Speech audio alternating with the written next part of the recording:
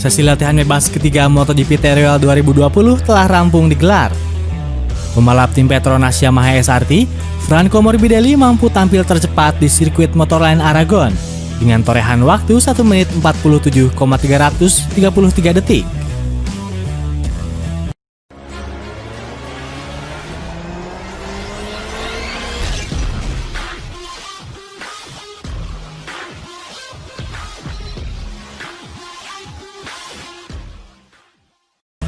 Pembalap asal Italia tersebut mencuri posisi teratas dari Takaaki Nakagami pada detik-detik terakhir. Sebelumnya, pria asal Jepang itu menguasai posisi teratas selama 4 menit terakhir dengan torehan 1 menit 47,392 detik. Hal tersebut membuktikan konsistensi Takaaki Nakagami. Sebelumnya, pria berusia 28 tahun itu juga sempat menempati urutan 2 besar catatan waktu pada 2 sesi latihan bebas. Dengan demikian, Nakagami pun berhak lolos langsung ke kualifikasi 2. Sementara itu, Franco Morbidelli langsung menempati posisi teratas pada klasemen waktu kombinasi. Ia unggul 0,59 detik dari Takaaki Nakagami di posisi kedua. Peringkat ketiga ditempati Fabio Quartararo dengan raihan waktu 1 menit 47,401 detik. Peringkat berikutnya diikuti oleh nama Maverick Vinales dari tim Monster Energy Yamaha.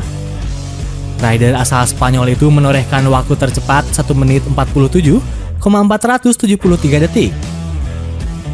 Catatan waktu itu lebih baik dibandingkan dengan gabungan latihan bebas pertama dan kedua miliknya.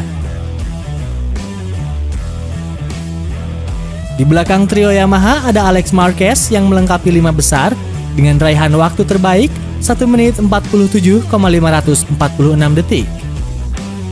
Alex berhasil menajamkan catatan waktunya dari perolehan kemarin, yakni 1 menit 48,184 detik. Semua pembalap mencetak waktu terbaiknya pada latihan bebas ketiga. 10 pembalap tercepat berhak langsung lolos ke babak kualifikasi 2. Sementara pemimpin klasemen sementara, Joan Mir bisa bernapas lega lantaran catatan waktu 1 menit 47,715 detik miliknya sudah cukup untuk menempati dirinya di posisi 10. Hasil kurang memuaskan lagi-lagi ditempa oleh Andrea Dovizioso. Pembalap tim Nishiono Ducati itu harus memulai babak kualifikasi dari sesi pertama. Sebab catatan waktu terbaiknya hanya 1 menit 47,878 detik dan menempati urutan ke-14. Catatan tersebut membuat Dovizioso harus bekerja keras pada babak pertama kualifikasi. Agar mendapatkan posisi start terbaik, dia harus wajib finish di urutan pertama dan kedua. Sebab 2 pembalap teratas di kualifikasi pertama berhak melanjutkan ke babak 2. Berikut hasil lengkap latihan bebas ketiga MotoGP Teruel 2020 yang bisa kalian simak ya guys.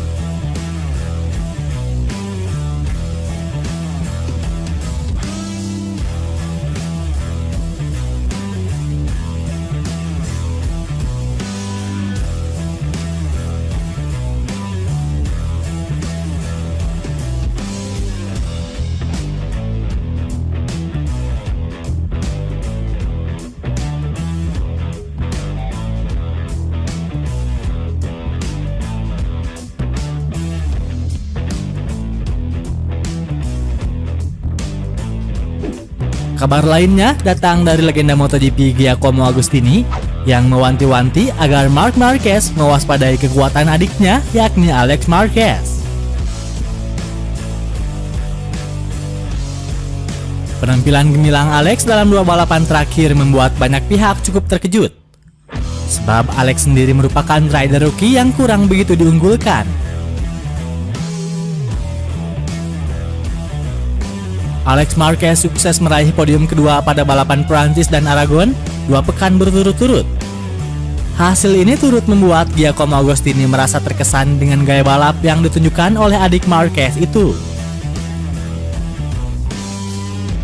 Agostini bahkan menyebut Alex Marquez punya gaya balap yang istimewa dibandingkan dengan sang kakak. Sungguh menakjubkan melihat seberapa besar Alex mengalami kemajuan selama 2 balapan terakhir.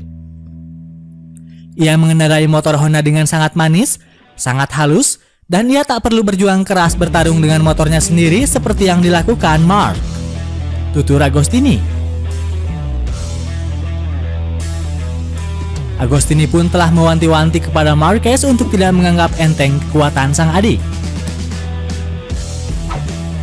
Saya sudah bilang pada Marquez lewat pesan singkat agar ia memperhatikan Alex saat ia kembali balapan nanti. Alex tidak sedang main-main. Rins sangat cepat tanpa kecelakaan di Austria saat memimpin balapan. Pasti ia juga ikut terkejut memperebutkan gelar juara dunia. Tapi yang bikin saya paling terkejut adalah Alex Marquez, tandas Agostini. Marquez sendiri hingga saat ini belum bisa balapan lantaran masih menjalani pemulihan cedera dengan lengan kanannya yang ia alami saat balapan pertama musim ini.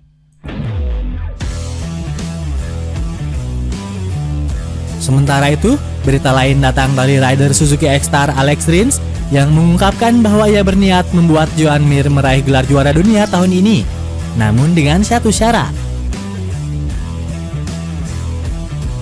Alex Rins baru saja meraih kemenangan di MotoGP Aragon pekan lalu. Dengan tambahan 25 poin tersebut, Rins kini hanya selisih 36 poin dari sang pemuncak klasemen sementara yang kebetulan juga dipegang oleh rekan satu timnya, Joan Mir. Dengan 4 balapan tersisa di musim, selisih tersebut masih sangat mungkin untuk dikejar. Biasanya, setiap tim akan mengunggulkan satu pembalap yang punya peluang juara terbesar.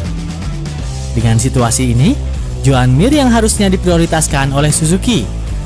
Sebab rider berusia 23 tahun itu unggul dan hanya unggul 6 poin saja dari Quartararo di peringkat kedua dengan torehan 105 poin.